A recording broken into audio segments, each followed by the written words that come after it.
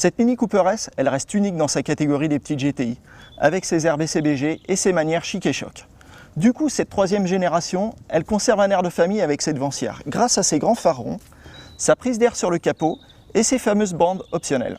Enfin, un air de famille, oui et non, puisqu'aujourd'hui, cette Mini Cooper S, elle se décline aussi en carrosserie 5 portes. Et ça, c'est une vraie nouveauté. Une Mini avec des portes arrière, en voilà une drôle d'idée. Pourtant, cela paraît finalement logique quand on sait que 2/3 des citadines se vendent chez nous avec ce type de carrosserie. Mais dans le cas de notre sportif Cooper S, cela reste une rareté chez les petites GTI, à l'exception de la Clio RS, de la Polo GTI et de la plus exclusive Audi S1. Par rapport à la version hatch classique, cette carrosserie 5 portes repose sur un empattement rallongé de 72 mm. Du coup, cette Mini Cooper S, elle dépasse maintenant 4 mètres de long pour 5 petits millimètres. Vous avez dit Mini ? Bien qu'un peu moins agressive que la hatch classique, elle conserve le style maison, mais sa poupe apparaît un peu plus empâtée. A noter que les superbes jantes blanches de 18 pouces sont facturées en option, tout comme les phares full LED. L'habitacle de cette troisième génération reste typiquement Mini. Une ambiance unique, un charme inimitable et un vaste compteur central entouré ici d'un éclairage à LED dont les couleurs changent selon les fonctions de divertissement choisies. Mais il manque désormais un petit quelque chose. Mais ce fameux écran central, il ne dispose plus du grand tachymètre qui faisait autrefois le charme des habitacles Mini, et ça, c'est plutôt dommage. Le tachymètre migre désormais devant le conducteur, mais il reste d'une finition en progrès et un souci du détail omniprésent comme le bouton de contact façon interrupteur.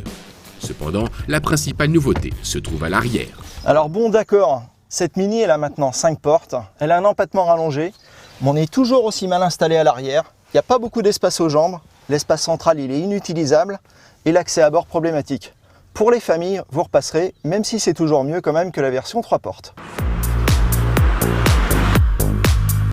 Cette troisième génération troque le 1,6 litre turbo de sa devancière contre un 2 litres turbo fort de 192 chevaux.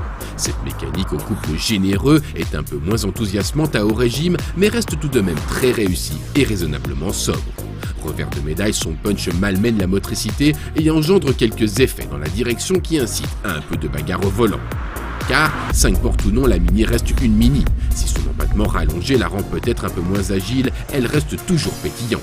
Virant à plat et profitant d'une direction toujours directe et ferme, elle se montre joueuse. Un peu trop parfois sur chaussée bosselée où l'arrière peut devenir très mobile. Ses suspensions sautillantes engagent le conducteur dans une partie de rodéo et secouent ses passagers, comme dans un shaker.